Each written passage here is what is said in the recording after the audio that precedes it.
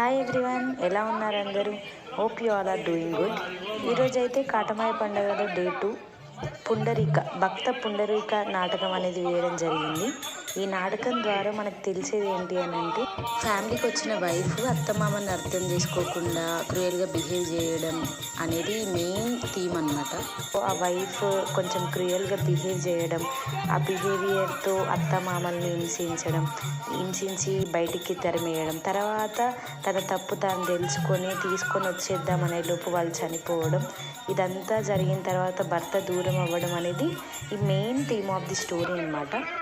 చాలా నీట్గా అండ్ అద్భుతంగా అందరికీ అర్థమయ్యే విధంగా అయితే పర్ఫార్మెన్స్ చేయడం జరిగింది. దీని ద్వారా కొత్తగా పెళ్ళయ్యే వాళ్ళకి ఒక అత్త మామ అంటే దేవుడితో సమానమని వాళ్ళని ఎలా చూసుకోవాలి అని చెప్పి ఒక మంచి మెసేజ్ అనమాట. మెసేజ్ ఓరియంటెడ్ నాటకాలు అంటే బేసిక్గా అందులో మెయిన్గా భక్త పుండరీక అనేది అసలు హార్ట్ ఫెల్ట్ అనమాట. చాలా హార్ట్కి టచ్ అయింది ఆ స్టోరీ అనేది. కొంచెం చూసేయండి.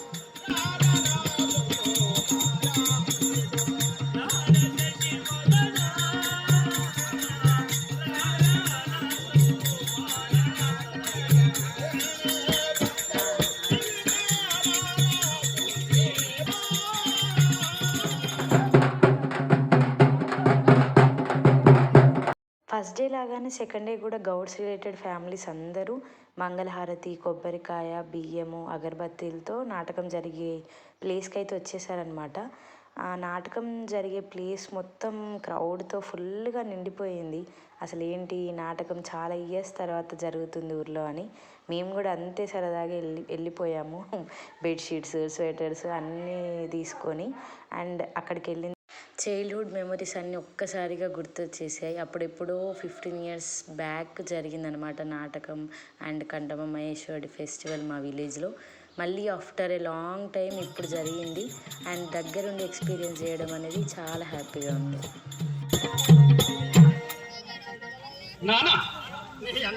చూచి అవును నా హృదయం ఉప్పొంగిన సముద్రంలాగా అవును కిందకు చూడాలంటే వయసులోకి వచ్చావు. అవును ఈ సభలో నిన్ను ఎందుకు పిలవనంపానంటే అవును వయసులో చేరుకున్నా నానా రేపు మాకు పన్నుటాకులాగా పడిపోయే ప్రాంతం వచ్చేది బాబు. అవును మాతవుని సేవలు తరతరాల నుండి చేస్తూనే ఉన్నాం. తాతలు ముత్తాతలు అంతమైపోయారు. నా వయసు కూడా క్షీణించిపోతున్నది. అవును అందువలన మాధవుని సేవలు చేయాలన్న సాధ్యం కాదు. అవునా నాన్న, ఈ రోజు నుండి ముందుగా మీ పాదములకు ఇక్కడైతే అసలు fantastic beautiful scene, comedy scene అనమాట. సాయబు ఇంకా భక్త పుండరీక నాటకంలో వేసేటమ్మ వేస్తుంది. అసలు గాయస్ నవ్వి కడుపు నొప్పి లేస్తుంది. ఒకసారి మీరు కూడా చూసేయండి.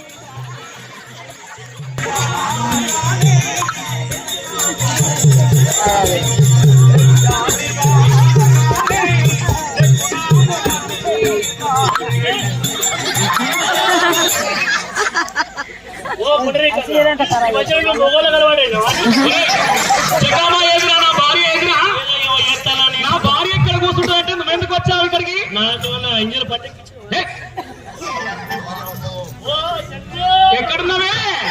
శకునాము మంచిదాయే తెలియనేరాగానే శకునాము మంచి ఎక్కెంత చూసినా కానరావేమి.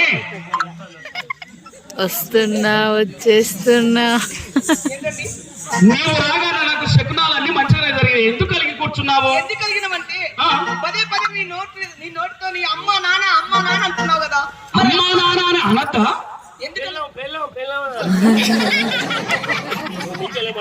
అమ్మా నాన్న అనడం కూడా తప్ప కాదండి.